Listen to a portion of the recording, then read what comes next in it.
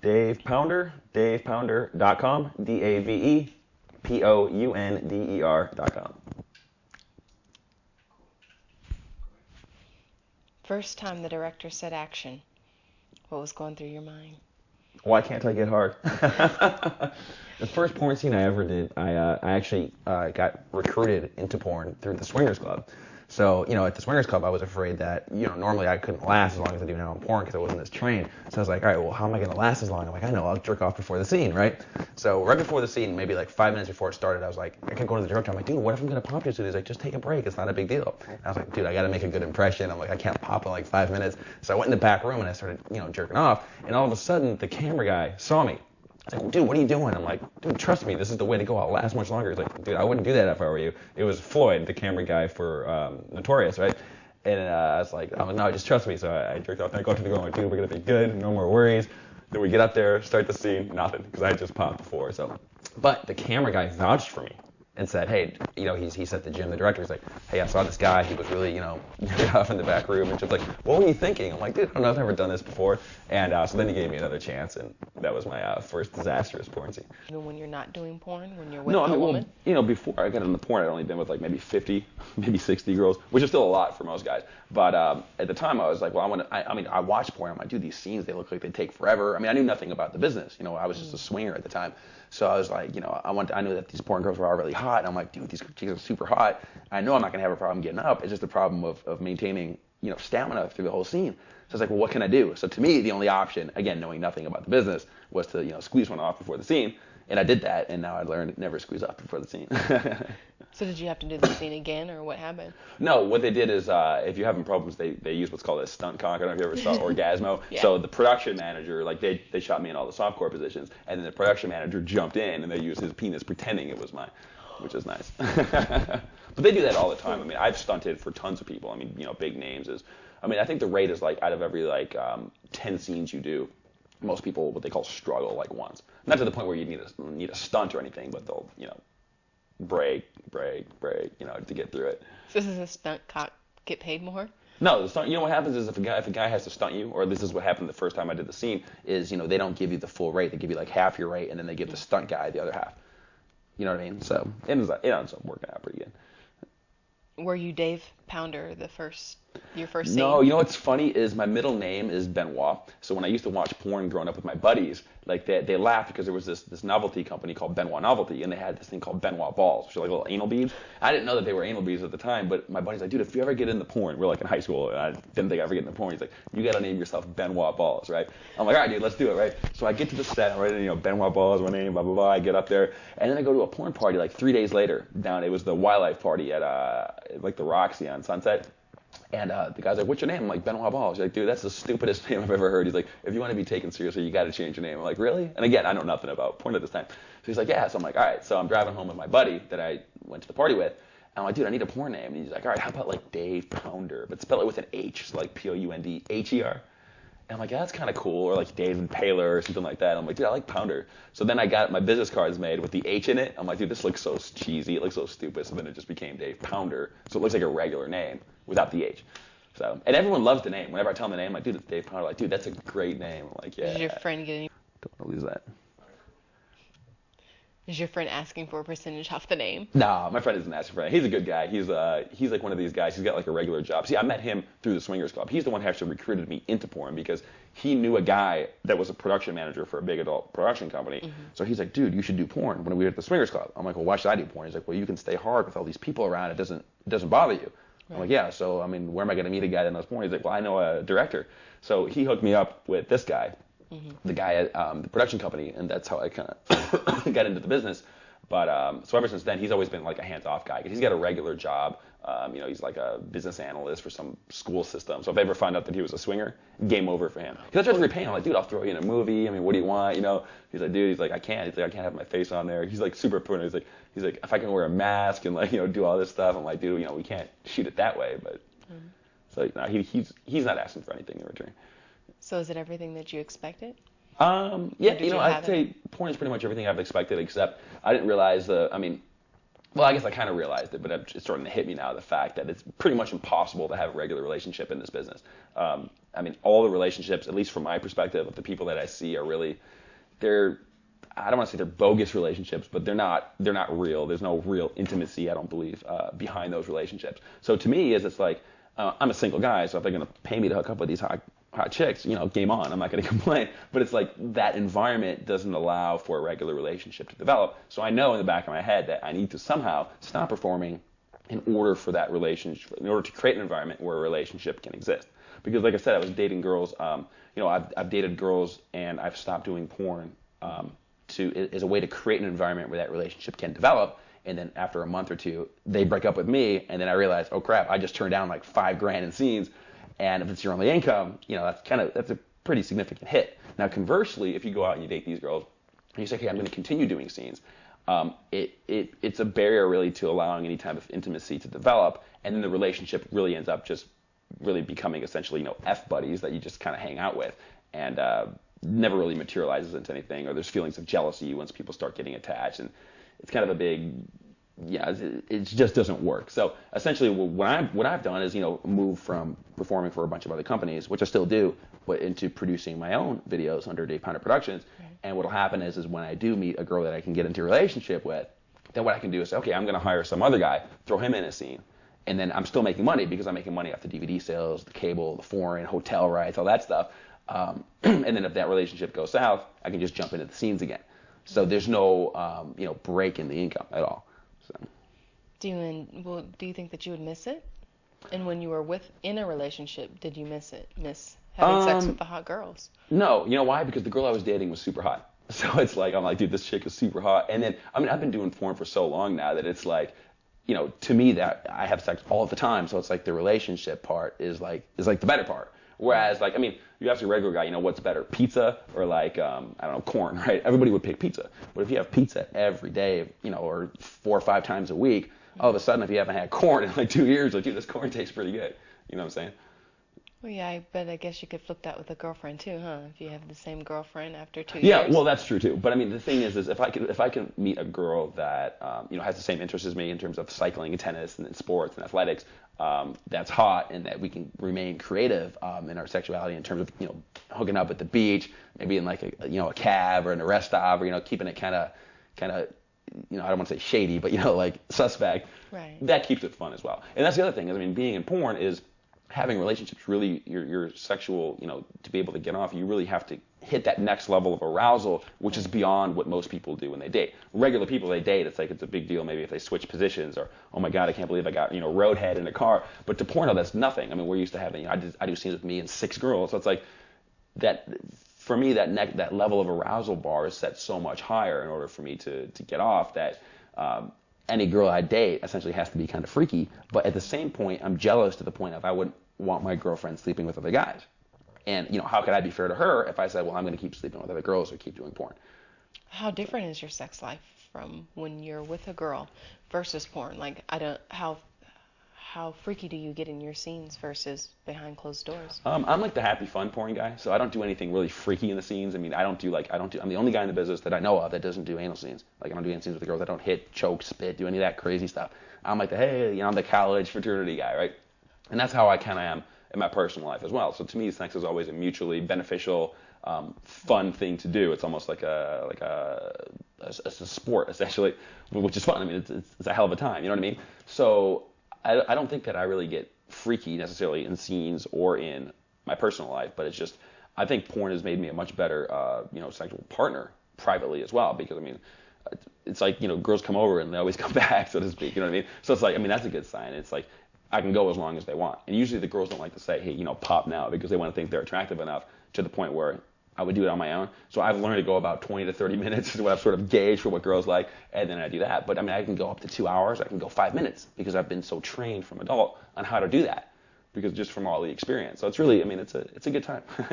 How long have you been doing this? I've been doing adult for about 2 years, a little over 2 years. I started off doing it part-time when I was working for the bank, because I was a swinger at the time, like I said, nights, doing that like some nights and weekends. And then as it started to pick up more and more and more and more, I said, well, screw it. I can not wake up at 8 in the morning and work 5 days a week. Right. I can work 3-4 days a week and make the same amount of money, if not more, doing scenes. So then I did that. So I've just been doing that ever since. But I realized, as a performer, if you read Jerry Butler's book, is you can do thousands and thousands of scenes, and you can still end up broke at the end of the day. So all the people that do very well in adult have started their own production companies. All the guys that have a lot of money, that own houses, that have money put away, that are millionaires, they're all producers. They're not just directors. The directors that have done well are usually cut into the distribution of the product, and there's only one company that allows directors to get cut into the distribution of the product, and that's Evil Angel. So all of Evil Angel's directors are doing well. But everybody else, the regular directors, they're all broke. I called up a friend of mine in the business, I'm like, hey, we're going to medieval times. You want to come along? She's like, this girl works all the time. She's a known name. I'm broke. I have no money. I'm thinking, wait, this girl's making $800 to $1,000 a scene. She's been doing this for 2 years. I mean, how can you not have any money? So to me, that's really weird. You know what I mean? How don't they? Do you ever? I mean, when you ask, or have you asked, how don't they have any money? Well, I think a lot of the girls in this business, they do the scenes, and then to help them deal with what they're doing. I don't know if they're comfortable with it, or maybe they feel they're entitled to it. Right after they go shopping, you won't believe how many scenes I've been on where I do a scene with a girl. She's like, "What are you doing after this?" I'm like, "Nothing." She's like, "Let's go shopping." And they go to the mall, and they'll go out and they'll buy this nice shoes and this outfit. I'm like, "Wait, you just did a scene and you just spent all your money." It's like, why? You know what I mean? Like, if I was a girl in this business, I would take every single dollar I made and put it away, put it into a bank, put it in a savings account, work from 18 to 30, and then you're retired. Never work again. You're done. So I think there's only a handful of girls that are doing that, and the ones that are doing it very well. I mean, they're 35, they're retired, they're not never working again. I'm like, that's smart. Is it something that you're doing? Oh yeah, totally. I take all my money, I put it away. Every dollar I make through adult either goes back into the production company itself for our future projects, or it goes right into the bank account or savings account, stocks, bonds, mutual funds. This condo right here where we're shooting is my condo. I own it. It's not paid off, but it doesn't make sense to pay off a condo because you can make a better rate in the market for tax deductible 5.25% interest rate on the house. So. Shopping. So do you think that that's just just in porn, or do you think that's across the board that? I think it's more so in porn. I mean, I think I think people get into porn for one of three reasons: either money, fame, or sex. I think the girls that get in for the sex is maybe 1 out of 10 girls. The girls that get in for the fame, maybe 2 out of 10 girls. And that leaves 7 out of 10 girls that are doing it for the money. So in a way, they feel bad for what they're doing, but they're like, hey, I'm making, in 1 hour, I'm making $800 to $1,000. So to help them cope with that, help them deal with that, in my opinion, is they go out and they buy stuff. They buy clothes, or they do drugs, or they do alcohol. That's why, drugs and alcohol are rampant in this business.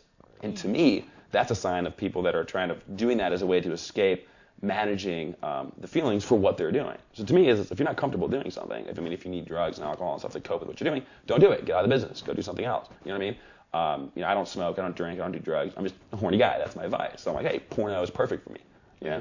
So it's worked out pretty well for me so far. Have you worked with anyone that was badly on drugs during the scene, that you couldn't do the scene? A lot of girls will show up to the scenes high or intoxicated around something, never to the point where we couldn't do the scenes, because again, the girl doesn't really have to perform. I mean, if a girl can't get wet, that would be the equivalent of a guy not getting hard, but there's lube for that.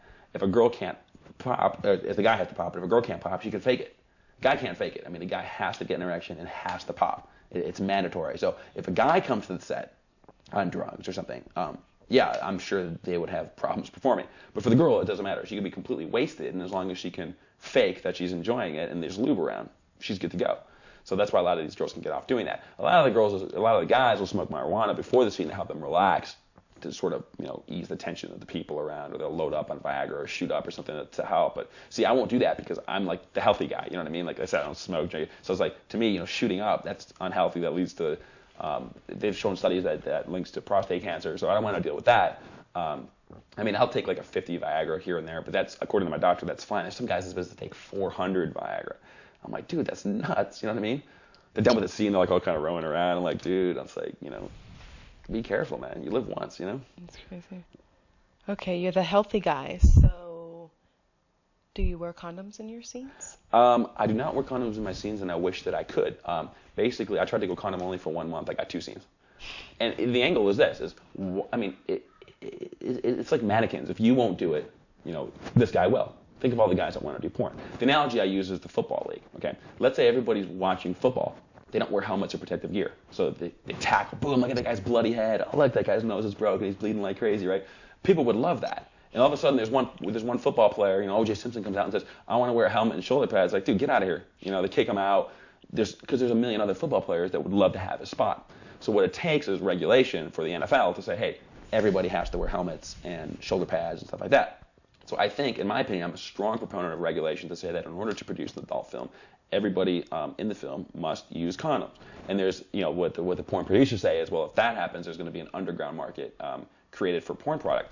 But if what's going to happen is everyone's in this business to make money. So if the distributors are held accountable that, if you distribute product where they're not using protection, condoms in the scene, you can be held accountable. All these major distributors are not, they're not stupid. They want to make money. So all these good companies are going to comply. VCA, Vivid, Dave Pounder Productions, we're all going to use condoms and get the distribution out there. And then you're going to have these shady producers that go underground and do the non-condom stuff. But it's going to be so common, the condom stuff, that the attractive girls who are working for all the major companies that are complying aren't going to go work for these companies. It's like the test. Like, an STD test is not required to make an adult film. It's called like a self-regulated industry thing. But most girls that are attractive in this business would never do a scene without seeing everyone's test. Only because all the major companies do that. They require that you show a test. Again, self-regulated. Right. So the girls that are willing to work without tests are usually very unattractive, or they're starving for money, or something to the fact where, they're not supposed to be in the business anyways.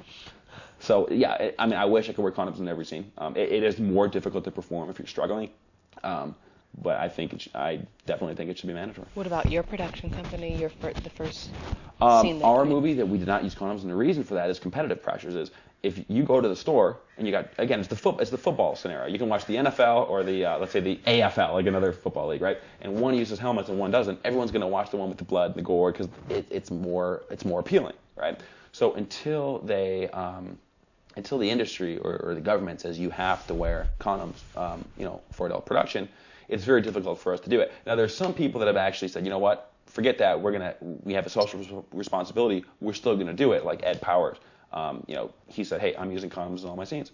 Right? He didn't need to, but he did, and he's sort of led the way. And to me, I think that was a bold move, and I'm like, in a way, I want to follow that. So at the end of the second movie, well, no, I will. And here's what's happening: is in the end of the second movie that we're shooting, the last scene ends with a health inspector coming into the pizza shop because I'm working. It's Dave Pounder is hard at work, right? Walks in the pizza shop, and and our pizza shop is failing the inspection. I'm like, is there anything I can do, to get out of this? So I hook up with the health inspector lady, and at the end I'm like, so do I pass my inspection? And she says, no, because you fucked me without a condom. Fail. I'm like, oh shit, right? So then that leads into the next movie, which is Dave Pounder Goes to College. So when I go to college, I keep thinking back to that health inspector scene, and then I use condoms for all the scenes in that next movie.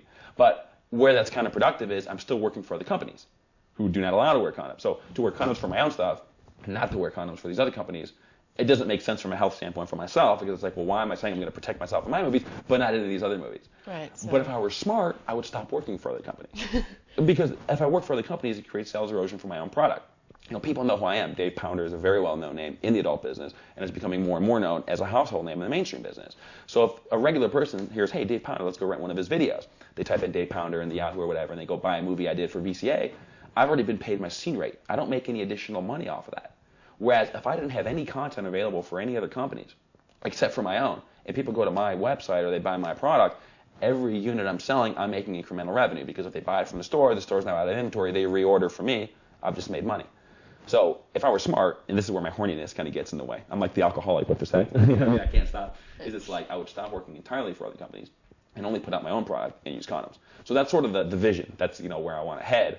But ultimately, I need to stop being so damn horny and say no. And I've tried that. I've tried to not get out, but stop working for other companies a few times. And again, with my own production company, I only put out 4 movies a year. So that's 20 scenes a year. So if I'm busy in production and I'm like, oh dude, I need to hook up, and someone calls me up and says, yeah, I'm going to pay you $400 or $500 to have sex with this beautiful blonde girl, how do you say no to that? It's hard, Or another analogy I'll use is, let's say it's like Ralph. See, sex is a drive. It's a biological drive, like hunger. If you go to Ralph, people need to eat. So if you go to Ralph and all the food is on the floor, you just pick up some eggs or you go pick up some stuff, people will pick it up because they need to eat. It's either they starve or they eat, right? So it's like, if Ralph disappears and you need to go out and hunt your own food, people are going to be like, dude, screw that. I'm not going to hunt my own food. I'm just going to chase rabbits around and stuff. They're just going to go to Ralph's and get their food. So that's the thing, is I could go out to the bar and try to meet girls and try to go out on a few dates before I... So have you ever caught a sexually transmitted disease doing porn? Have I ever caught a sexually transmitted disease doing porn? All the time. Really? Before they started testing for gonorrhea and chlamydia, I would probably get it every other month. But I work a lot. Most guys, I work about 4 times a week. Not so much anymore. Now I'm only doing it about twice a week, just because I'm focusing more on my own production company. But before I started my own production company, I was easily doing 4 scenes a week. So you figure I'm at 16 scenes a month, not to mention the girls I hook up with on the side, just in the business at parties. I mean, I was having sex with a lot of people per month, right? And everyone's in the business, so we have our tests, we still hook up. But yeah, I mean, it was annoying taking antibiotics and stuff all the time. So once AIM said, you know what, we're going to test for gonorrhea and chlamydia, then I started getting it like once every 3 months. But the thing is, it's harmless. I mean, gonorrhea and chlamydia is a bacterial infection. The only reason it's called gonorrhea or chlamydia is because it happens to be at the opening of your penis as opposed to at your eye. So it's a different, I mean, you take the same medications, whether or not you have a bacterial infection for your eye, for your nose, for your throat, or any kind of other orifice for the body. People just make a big deal out of it because it's a sex organ. It's like, oh, he's got chlamydia or gonorrhea. But if I'm like, yeah, I have an ear infection and I have to take antibiotics, nobody thinks twice. Well, if it's so hot, if it's so prevalent, why do they even test for it if it's just a bacteria? Well, I mean, because it's easy to cure. It's more of think of it like, I mean, it's kind of saying, why take a shower every morning? I mean, you're dirty, you take a shower, you're just going to get dirty again. Why even bother taking a shower? It's just, I mean, if you don't treat gonorrhea or chlamydia, like for girls, it can lead to increase in cervix cancer or cervical cancer. It can lead to infertility. There's a lot of stuff that can happen if you do not get treated. So it's always good to eradicate it, and you don't want to introduce it into the general population. I mean, I hook up with girls from the regular population. I always use condoms, but a lot of people in the business don't. So, is a way you want to sort of reduce that risk and control it, not so much just within the industry, but within the general population as a whole. Wow. Have you passed it on to anyone who wasn't in the industry? Not that I know of. But again, you know what? The statistic is that 50% of people that have chlamydia or gonorrhea don't know it.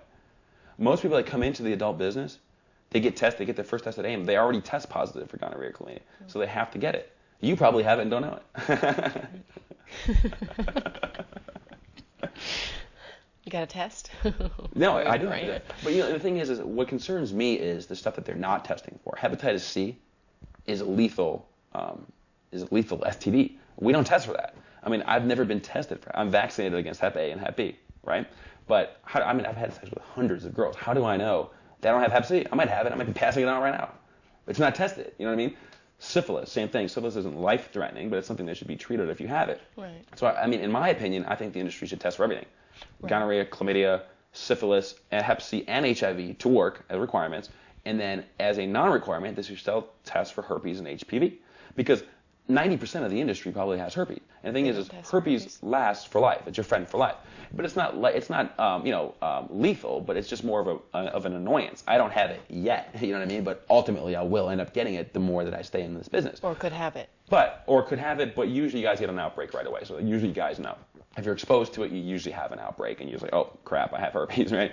But what happens is if they test for herpes, at least let's say I test positive and you're a performer and you test negative, you have the option to say, you know what, I'd rather just not do the scene with that guy, and you can work with the non-herpes people, and the herpes people can work together, but it doesn't have to be a requirement. But at least it can be a full disclosure. Wow. Well, it doesn't bother you at all. I mean, you continue to do scenes. Yeah, I'm a horny guy. They're paying me to have sex with beautiful women. I mean, it's hard to say no to that, I mean, I can say, hey, you know what? This sucks. I'm going to get a job at the bank. And they can say, so you're okay with waking up at 7 o'clock in the morning, sitting in a cube all day for 8 or 9 hours a day, being asked to work overtime and not being paid. And you're cool with that? It's like, well, no, but I'm making $90,000 a year, so I kind of put up with it. You know what I mean? So every job has its pros and cons. I just meant the prevention of AIDS. That was on my mind, and I didn't say that verbally. But yes, I would rather wake up at 7 o'clock in the morning than see some of the people that I've seen dying with AIDS because, I mean, if you've already... Here's the thing. The industry is very tight with HIV testing. To me, I'm very comfortable with the way that the industry has handled HIV testing and reporting. We use a specific test called the PCR DNA test, which will tell you within a few weeks if you've been exposed, as opposed to the traditional ELISA test, which is a 6-month window.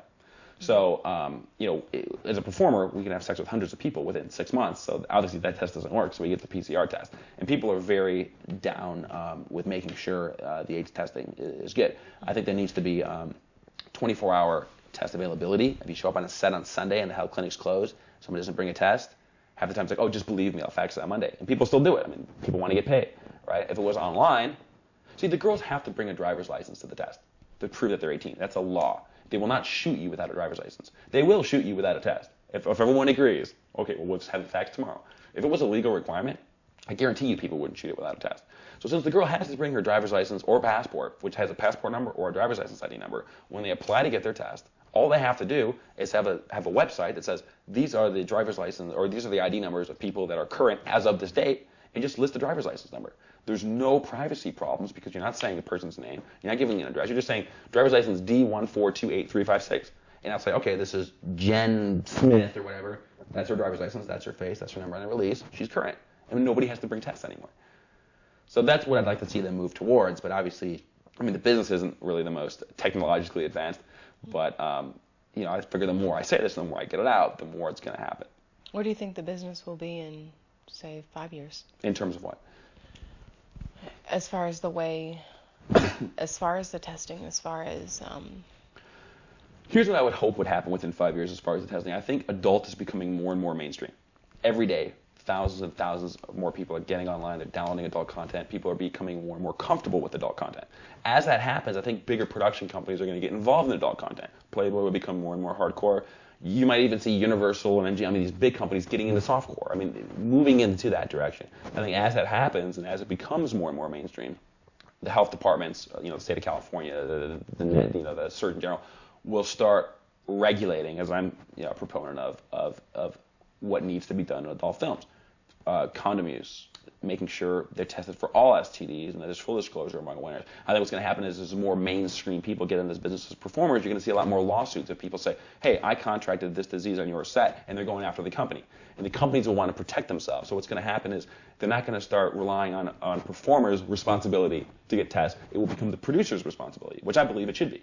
I believe it's the producer's responsibility to ensure that everyone's tested and you're providing a safe work environment for your people. Mm-hmm. And a lot of companies are doing that right now. Again, VCA is a primary example of a great production company.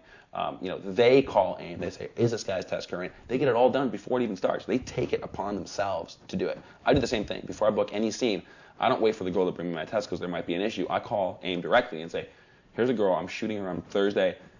How are her tests? Did they come back negative, positive? Any issues? I mean, I get it all straightened out before they come out. And I think a lot of more producers need to start doing that and taking accountability for the shoots. Definitely.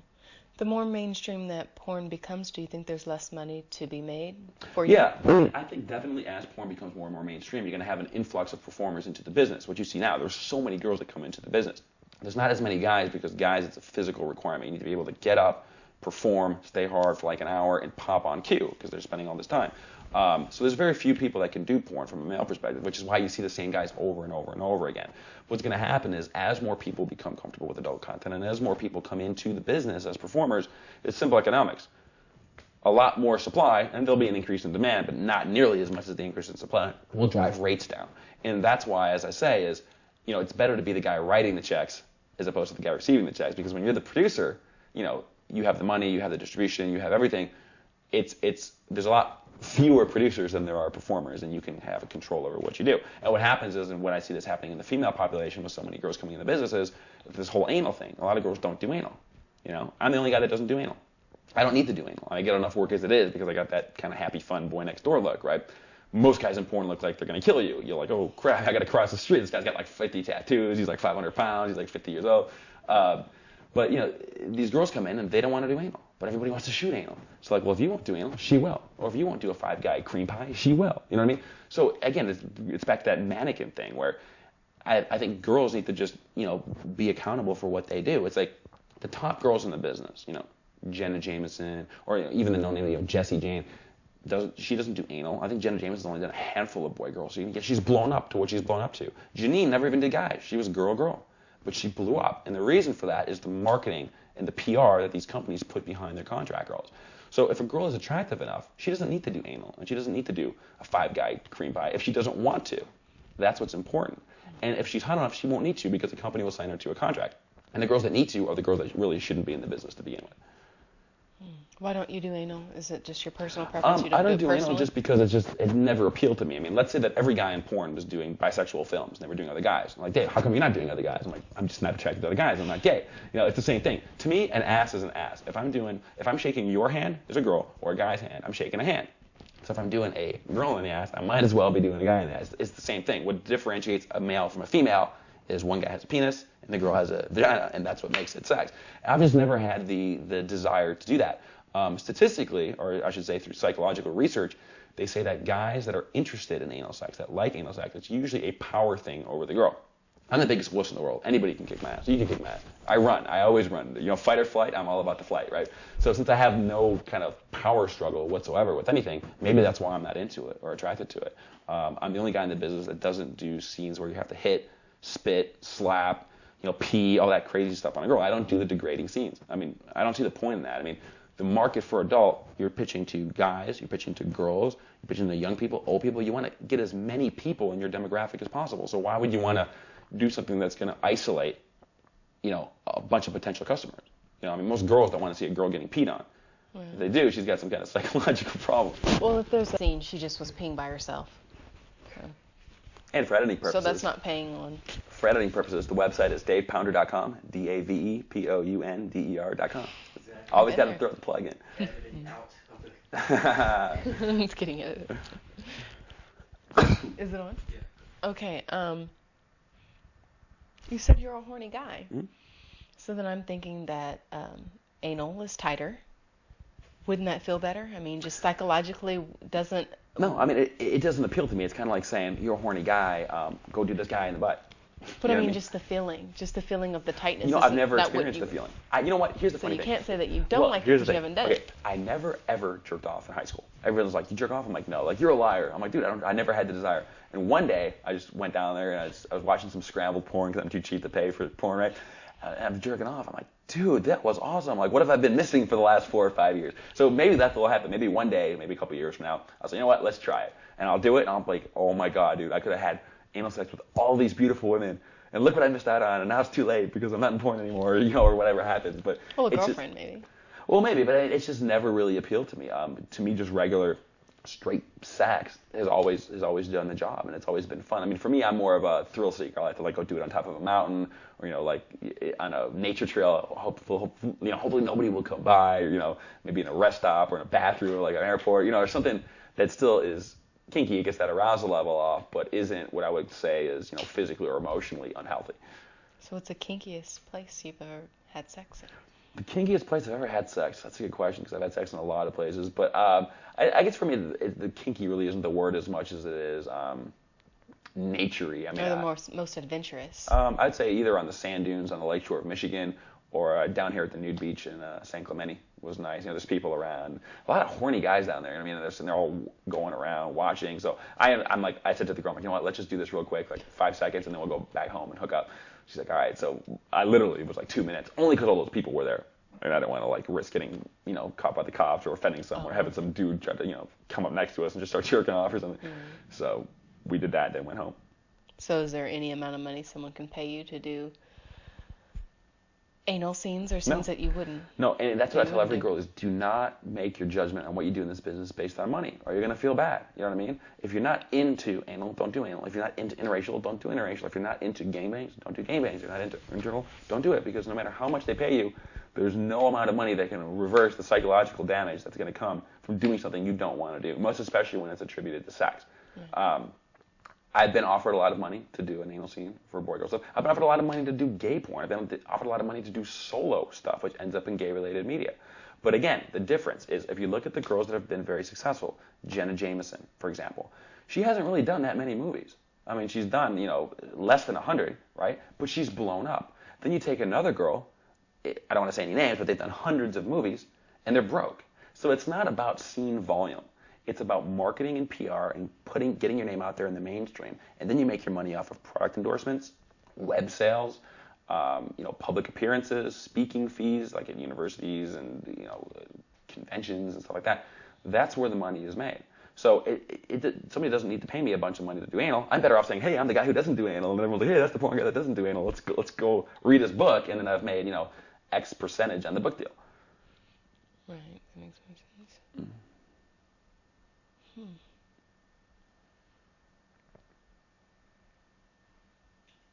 People think you're an ass? Do people think I'm an ass? A lot of people in the business, they don't like me for a lot of reasons.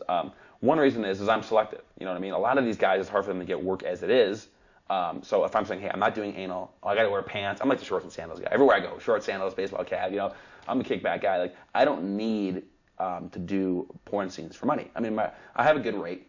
So, I'm paying, a lot of these guys will work for $200, $250. I'm not going to do that. I'm just like, don't waste my time. My minimum rate is 4 for Gonzo.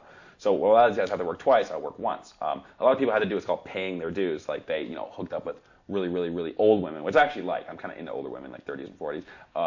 So I've done that, or but to get started, they had to do that, or they had to do fat women or really ugly women. I've never done that. Like, why not? I'm just not into it. I mean, to me, it goes back to the thing. I don't do anything on film you wouldn't do in your personal life. If they're telling me I'm working with so-and-so, I don't know who the girl is, I'll go to the website, I'll look her up. If I wouldn't do her in my personal life, I won't do her on film. I don't care how much they're going to pay me. But again, I mean, I have other avenues of money. I mean, I have an MBA business. I have saved up a lot of money from the bank. I do executive recruiting on the side. I mean, there's a lot of side income I do. I do, mainstream work as well in Hollywood. I've been on the OC a bunch of times. Win a Date with Ted Hamilton. I'm in that real briefly. So there's a lot of other ways to make money that you don't necessarily have to just focus on the adult. And if you don't compromise your values, what happens is you become respected, you become more well-known. So amongst the producers and the people who I would call the significant people in the industry, I'm very well respected. Amongst the other performers, they're pissed because it's hard for them to get work. And then here's me saying, I'm not doing this, I'm not doing this, I'm not doing this, I'm not doing this. Oh, I'm picky, and I'm still getting work. So... Is there anything from the time that you started porn that you regret that you would do differently? Is there anything that I've done in porn that I regret that I would do differently? And it doesn't have to be just sex, but just the industry, business-wise, sex-wise, anything that you done. Yeah, there is one thing. When I was working at the bank, I was offered the director of marketing job for Larry Flynt. And I turned it down for 2 reasons. One, I live here in Orange County, and I didn't want to do the drive every day to LA.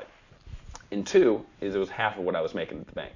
Again, I was making good money because of the MBA at the bank when I was doing porno part-time.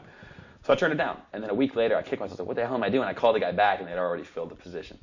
But I still went down there and interviewed anyways. And the guy's like, dude, I love you. He's like, if our person leaves, you're in. They haven't left since. Ultimately, that's where I see myself long term. Is the production companies that are doing it full-time, that's all they do is just produce. Mm-hmm. There's too much overhead. There's too much float. It's too risky for what I want to do. I enjoy producing part-time. I release 4 movies a year. If I can get that director of marketing job for Larry Flynt or any kind of executive analytical marketing position, kind of like I was doing at the bank for an established adult company, Playboy, Hustler, whatever, do that and then do my productions on the side, that would be my ultimate ideal situation. Is that what you're working on right now? Yeah, I mean, yes and no. I mean, I just applied to 3 different PhD programs to become Dr. Porn. I already have the master's. Why not get the PhD? No one's done it. Again, it's creating that niche. If I'm Dr. Porn, I'd be the only guy in the adult business that was a performer that now has a PhD from a reputable university that allows me to teach courses I could do. I could have a radio show. Hey, this is Dr. Porn. He's going to talk about porn, relationships, sex, communication, right? I can write books. I can do public speaking.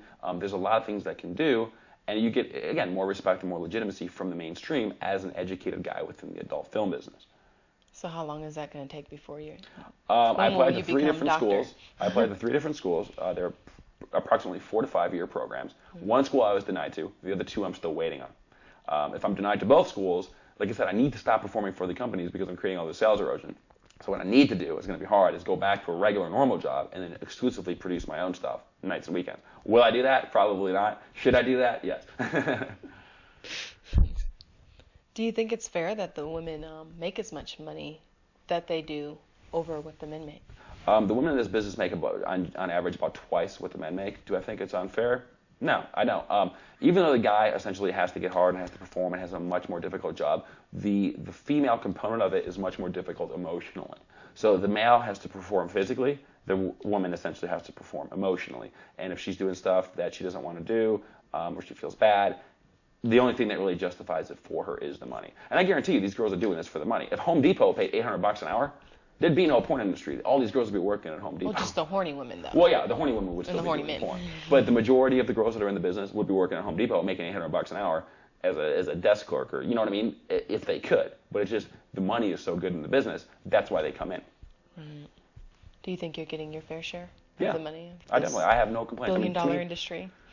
Well, it's a billion-dollar industry, but the way I see it is it's what it is everyone's making just a little bit of money, and there's a lot of people making a little bit of money, and that's where it becomes a billion-dollar industry. But what most people don't know is a lot of people start producing adult film, and they can't find a distributor, and most people that start an adult production company end up going belly up.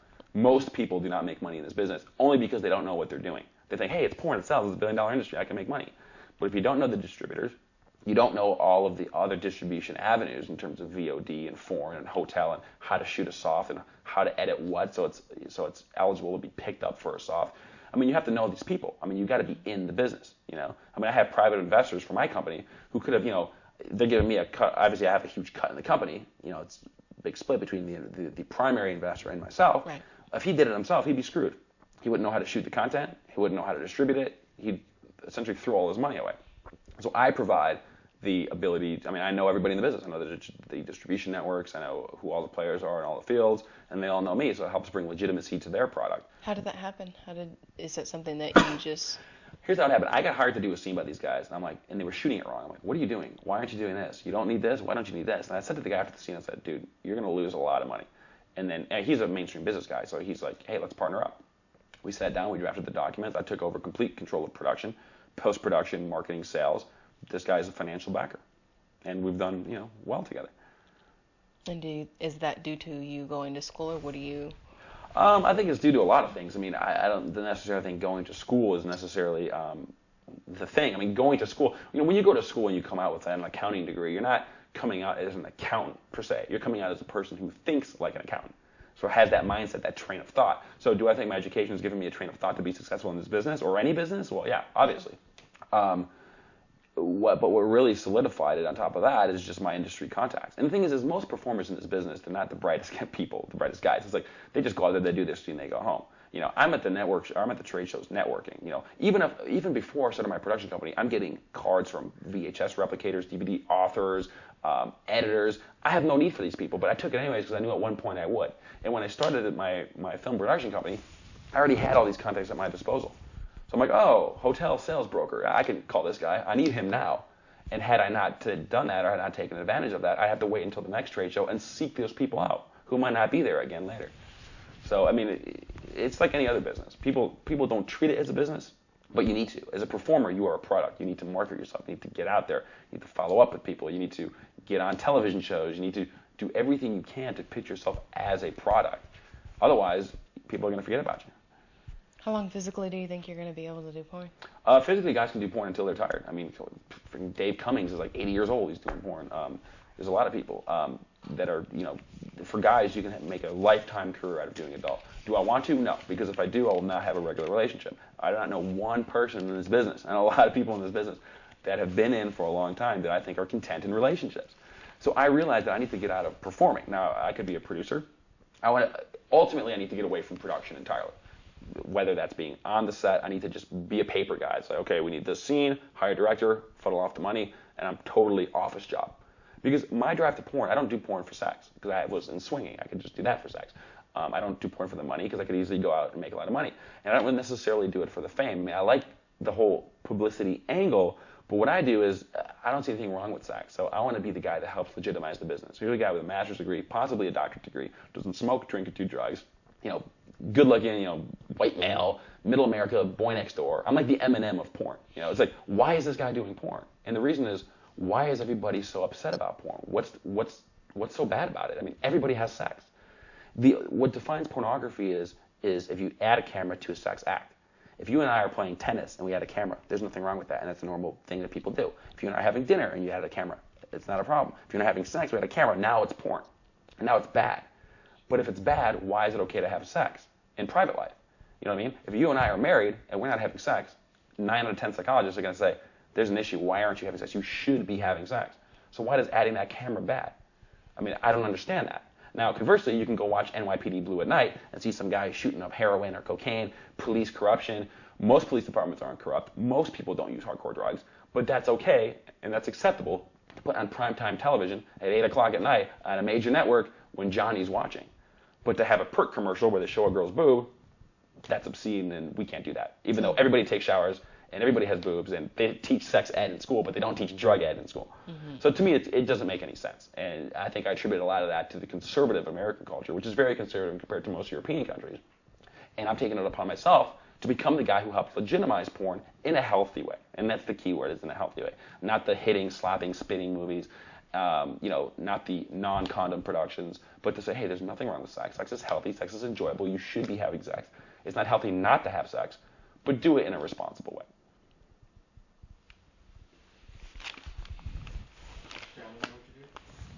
my family know what I do? Yeah, everybody knows. I'm completely open. I'm 100% open book. My theory is if you're doing something, you obviously have reasons for doing it. And if you're ashamed of anything you're doing, don't do it. I mean, you know what I mean? It's like, if you're doing it for a reason. Let's say I started doing gay porn, right? I mean, I would never do it, but let's say I did.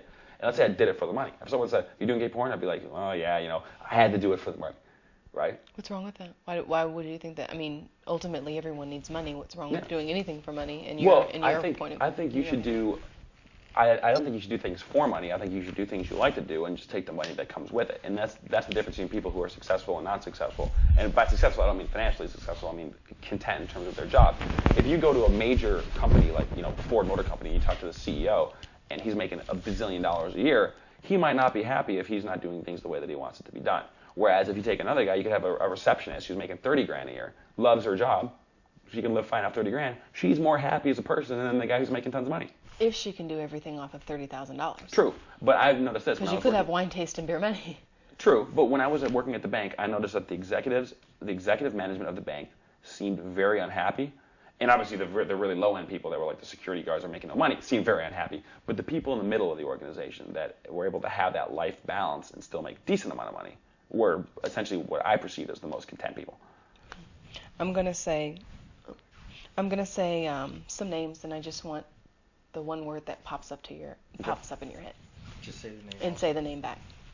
Larry Flynt. Larry Flynt, pioneer of the business, great guy, awesome. He's my hero. Bill Margold. Bill Margold, good guy, concerned about the talent. Yeah, he's a good guy, Bill. Jenna Jameson. Jenna Jameson, smart woman, got in with Wicked, had the PR department promote her, and she capitalized on it. Smart girl. Rob Black.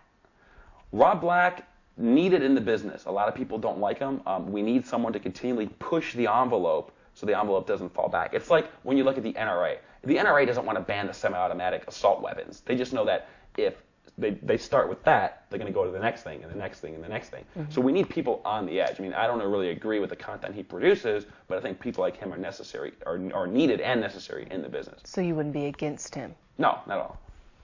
Howard Stern. Howard Stern, funny guy. I would love to be like Howard Stern. Ultimately, because I used to host a radio show at KUCI, I want to have a radio show just like his. Have you ever been on? I have not, because Howard Stern is very doesn't look favorably upon bringing guys onto the show. Sure, if I was a girl, I'd have been on Howard Stern like 10 times. But as a guy, nah. One day, put me on, Howard. Tracy Lords. Tracy Lords. I can't really think of a word that really so much pops in my head. She came into the business, didn't really know what she was getting into. Ended up working out really well for her because since she was under 18 and all her product ended up getting pulled, it's like my whole sales erosion thing. Not the only product that's out is the product she owns. So, I mean, it worked out well for her. Basically, she just happened to get a lot of notoriety because of, what happened. And that's another key example of what we talked about earlier, is Tracy Lords has only done like 20 movies. But everyone knows who she is. She's a household name because of the mainstream publicity scandal. These girls that have done hundreds of movies, people don't know who they are because there's so many girls because there's no mainstream affiliation. So you need to market and promote yourself within the mainstream as the porn person. And I've done that. I'm in the Screen Actors Guild, AFTRA, have a SAG agent. I mean, I have all of this stuff to help propel me into the mainstream. So people say, hey, Dave Hunter, I know that guy. And then they buy my book and I make lots of money when it comes out. John Holmes. John Holmes. He, again, got a lot of notoriety because he had a huge penis and the whole drug thing and the whole Wonderland murder thing. I didn't know the guy, obviously. I've only been in the business, a little over 2 years, so I can't really comment on him. But I guess he was just one of the biggest names in male porn. Paris Hilton. Paris Hilton. Oh, she's a hottie. Now that right there, Paris Hilton. If she had a mainstream porn video, okay, think of everything that would sell. She could do one porn ever, just one, and she would sell millions and millions and millions of units at retail, $29.95, as opposed to some girl who does hundreds of movies and makes her scene rate. Paris Hilton is a primo example of everything I'm talking about, of how you need to have the mainstream affiliation, because that's where the sales come through. She doesn't seem to need the money, huh? Well, no, but the thing is, Paris Hilton can easily go after the guy and sue him because she didn't sign any release forms. So technically, if this guy makes millions of dollars off his thing, Paris Hilton, not that she needs it, is entitled to those millions of dollars as well. Ron Jeremy. Ron Jeremy, a very, very bright guy. Got a master's degree as well, positioned himself well. I see myself as kind of the next Ron Jeremy, but taken more seriously. Like Ron Jeremy is more like, hey, here's this fat, hairy guy that's hooking up with these like young 18-year-olds. That's funny, dude. I want to be like the guy that's like, hey, here's the happy fun porn guy, you know, like kind of like Stifler of porn, you know. So, but the way that he's done things well in terms of marketing himself and presenting himself and always punching away and working hard, he's done very, very well at that. And he's a great performer. Max Hardcore. Max Hardcore, it kind of goes back to the Rod Black thing. Is people like him, I guess, are needed. I don't agree with the content that he produces. I wouldn't appear in his films. I don't have a problem with the guy personally. I mean, you know, he seems like a nice guy, but it's harder edge stuff that I wouldn't want to be in. Finish the sentence, and you can repeat it back. At the age of 12, I wanted to become a... Oh, let's see, 12, at the age of 12, I wanted to become an orthopedic surgeon.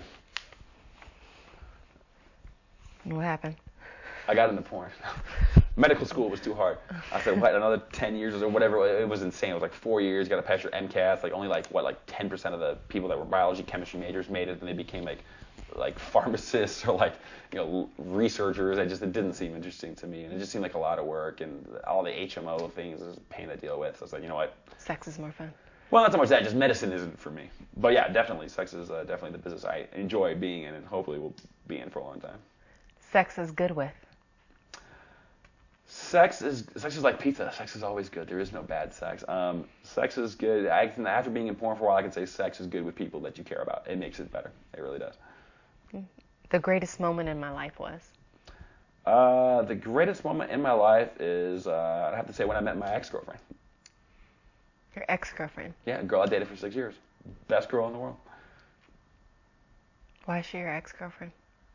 Basically, I met her when I was 18. We dated for 6 years, and I felt like I missed out on sleeping around. So when I got into my master's program, we split up, and essentially I hooked up with a lot of people because I needed to get it out. It's like if you don't get it out then, you're going to get it out later. And that's when these girls who were just looking for sex introduced me to these swingers clubs. I'm like, dude, this is cool, right? So when I graduated from Arizona State, I said, hey, do these exist in California? And they gave me some names, and I brought these girls to the clubs, and that's where I met the guy who got me into porn. Because we were technically supposed to get back together after I got back from Arizona State. So then we put it off more and more, and then I ended up telling her about the porn, and that kind of did me in, obviously, and rightfully so. I mean, you know what I mean? If I was dating a girl, and she's like, yeah, I was doing porn, and I was a normal person, I'd be like, screw you, I'm done, you know what I mean? But she is by far the coolest person. She's my soulmate, everything. So, yeah, the best thing that happened to me was meeting her because it allowed me to appreciate women, to develop. So I don't have these, you know, I respect women. I think that's a lot of the reason why I'm so concerned about, you know, STD testing and not degrading the girl and making it a mutually beneficial experience, sex, for both the guy and the girl, as opposed to a lot of guys in porn that it's all about them. Last question. Who do you see as the next big female star on the rise? Who do I see as the next big female star on the rise? That could change at any point. If a hot girl comes in and does it right, if she contacts me before getting taken advantage of by all these guys, it could be that person. From what I know now, I would say probably Jessie Jane. She's a digital playground contract girl. She's very new in the business. She's only done a handful of scenes, but she's doing it right. Digital Playground, they sought her out. She used to be a Hooters girl. And they said, here's a girl with a good leg.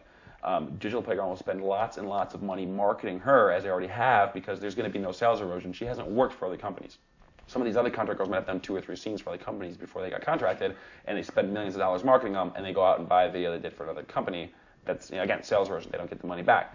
Jessie Jane, everything she's done has been with Digital Playground. I think she's doing everything right. She came into the business the right way. She picks the guys she works with. She picks the way her scenes go. She picks everything. And that's why when I talk to Jessie Jane, I don't get that victim vibe from her. I get the, hey, I'm capitalizing on this business vibe. And she's a smart girl. And the people at Digital Playground are great people. Female-run company, maybe that's why. But, yeah, I think she'll do very well. Anything you want to say? The only last thing I want to say is DavePounder.com.